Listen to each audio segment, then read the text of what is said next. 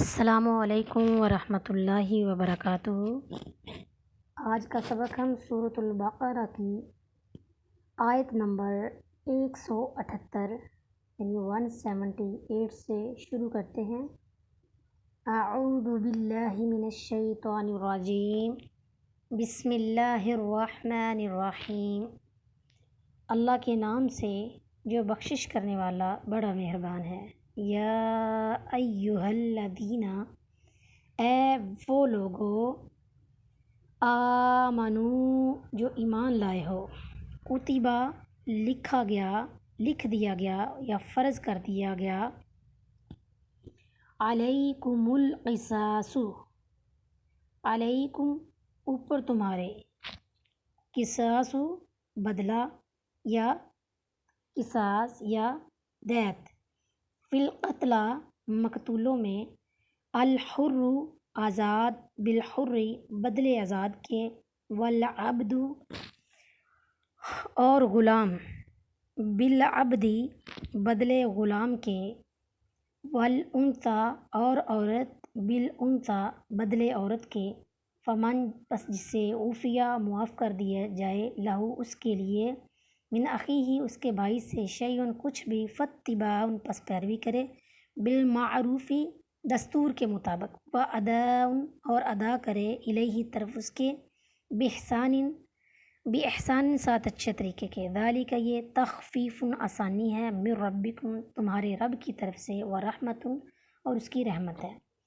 فمن اعتدی پس جو کوئی زیادتی کرے، بعد ذالک اس کے بعد، فلہ پس اس کے لیے، عذاب عذاب ہے، علیم دردناک۔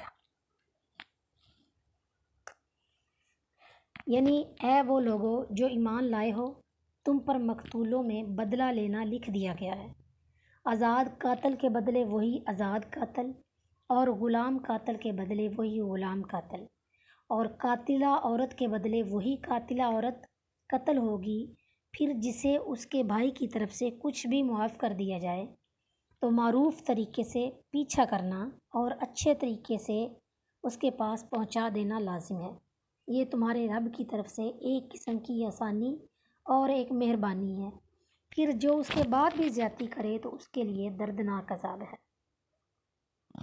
القتلہ یہ قتیل ان کی جمع ہے جو بمعنی مقتول ہے۔ اس آیت سے بظاہر یہ بات سمجھ آتی ہے کہ مرد ہی کو قتل کرنے کی صورت میں قتل کیا جائے گا، اسی طرح عورت ہی کو قتل کرنے کی صورت میں قتل کی جائے گی، مرد کو قتل کرنے کی صورت میں نہیں، مگر یہ معنی مراد نہیں ہے، بلکہ یہاں اہل جاہلیت کے ایک ظلم کا خاتمہ ہے۔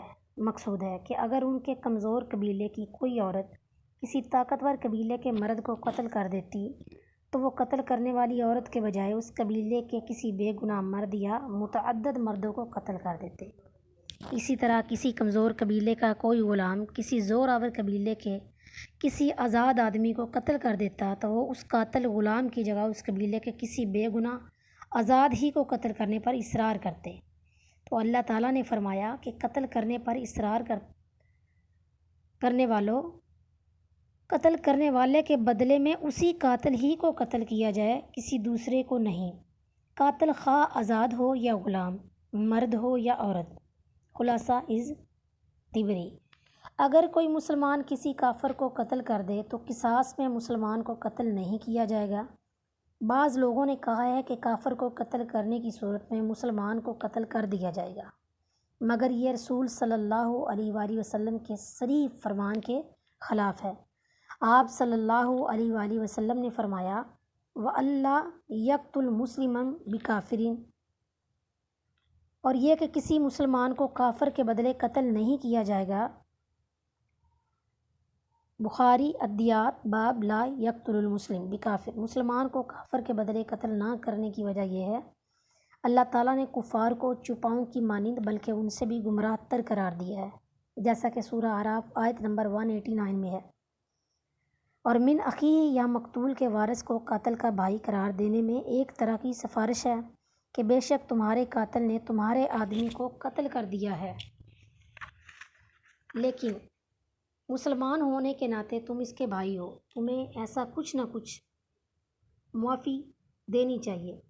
اور معافی کی دو صورتیں ہیں، ایک تو یہ کہ صدقہ کرتے ہوئے دیت لیے بغیر معاف کر دیں، اگر وہ معاف کرتے ہوئے قصاص کی جگہ دیت قبول کر لیں تو ان پر لازم ہے کہ دیت کا تقاضا اچھے طریقے سے کریں، اور قاتل کے قبیلے والوں پر لازم ہے کہ وہ اچھے طریقے سے دیت دیں۔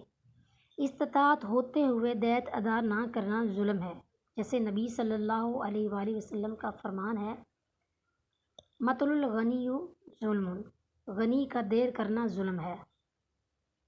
تخفیف من ربکم، ابن عباس رضی اللہ تعالیٰ عنہ نے فرمایا کہ بنی اسرائیل میں صرف قصاص تھا، دیت نہیں تھی۔